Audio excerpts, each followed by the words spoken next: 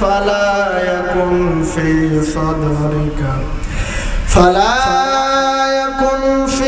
صدرك حرج منه لتنذر به وذكرى للمؤمنين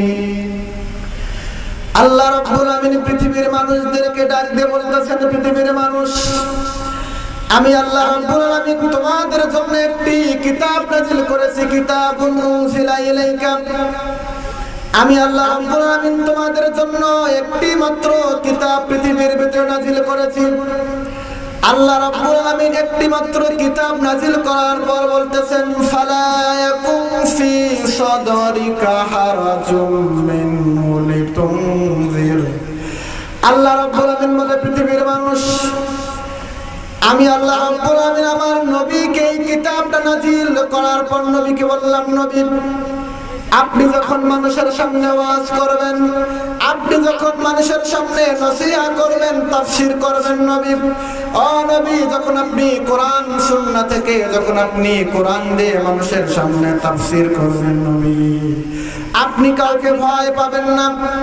ও নবী, আপনার মনের ভিতরে যেন ভয়, ভীতি, সংকীর্ণতা কাজ না করে।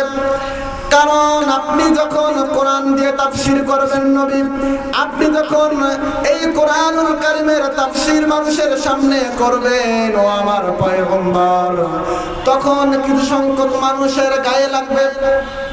ও নবী, আপনি যখন কোরআন দিয়ে কথা বলবেন, ও নবী, আপনি যখন এই কোরআনুল কারীমের তাফসীর করবেন, তখন কিছু সংখ্যক রাম এবং বামেরা আপনাকে মারার জন্য চেষ্টা করবে, আপনাকে হুমকি দিবে, আপনাকে চোখ রাঙায়া কথা বলবেন। কিন্তু পয়গম্বর, আপনি যখন কোরআন দিয়ে তাফসীর করবেন, আপনি কোনো কাফের বেঈমান কোনো মানুষকে ভয় পাবেন না। এই কোরআনের ভিতরে যা আছে তা খুলে খুলে মানুষের সামনে প্রচার করবেন। জোরে বলি সুবহানাল্লাহ। সম্মানিত হাজিরিন, আল্লাহ রাব্বুল আমিন নবীর শানে আয়াত নাযিল করেছেন, নবী, ফালা ইয়াকুন ফি সাদরিকা হারাজ। হারাজুন শব্দ নবীর ব্যাপারে আল্লাহ রাব্বুল আমিন নাযিল করেছেন, নবী, আপনার মনের ভিতরে যেন কোনো ভয়, ভীতি, সংকীর্ণতা কাজ না করে। ও নবী, আপনি যখন কোরআন দিয়ে তাফসীর করবেন, আপনার সামনে যখন কোন মানুষ কোন ফয়সালা নিয়ে আসবে, আপনাকে বলবে, নবী, আপনি ফয়সালা দেন। ও নবী, আপনি আপনার বাপ দাদার কিতাব থেকে, বাপ দাদার ঘটনা দিয়ে ফয়সালা দিবেন না, আপনি সরাসরি কোরআন দিয়ে ফয়সালা দিবেন। আল্লাহ রাব্বুল আমিন বলে, ওয়ালা ইয়াতুনাকা বিমাসালিন ইল্লা জিনাকা বিল হাক্কি ওয়া আহসানা তাফসীরা। আল্লাহ রাব্বুল আমিন বলে, ও পৃথিবীর মানুষ, ও আমার পয়গম্বর, আপনার কাছে যখন মানুষ কোন ফয়সালা নিয়ে আসবে, কোন বিচার নিয়ে আসবে, আপনার কাছে যখন জানার জন্য আসবে পয়গম্বর, তখন আপনি আপনার বাপ দাদার কথাগুলো না বলে, আপনি আমার কোরআন দিয়ে তাফসীর করে করে বাস্তবতা দেখে দেখে আপনি মানুষের সামনে ফয়সালা দেবেন। হুকুম কার? আল্লাহ রাব্বুল আমিন নিজেই নবীকে হুকুম দিয়েছেন, ও আমার পয়গম্বর, আপনি বাপ দাদার কিতাবগুলো বাদ দিবেন, আপনি এগুলো থেকে ফয়সালা দিবেন না।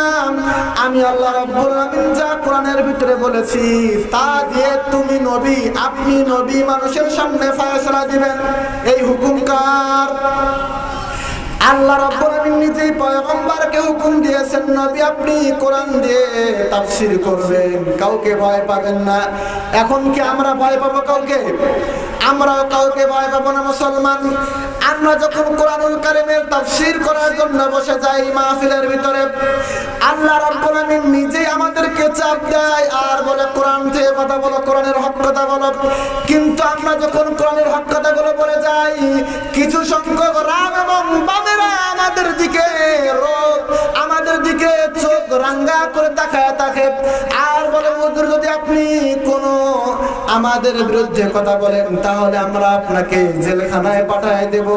কিন্তু যারা হক্কানি উলামায়ে কেরাম, যারা আল্লাহর খাস উলামায়ে কেরাম, এরা কোনো বাতিলের সামনে মাথা নত করে না। কথা বলেন ঠিক কিনা? ও দুনিয়ার বান্দারা, বছর 13 বছর 12 বছর 2 বছর 3 বছর জেল খেটেছে, তারপরেও কোন ভারতের নাস্তিকের কাছে আল্লাহর খাঁটি আলেমরা কখনো ভয় পায় না। এরকম আলেম আছে না নাই?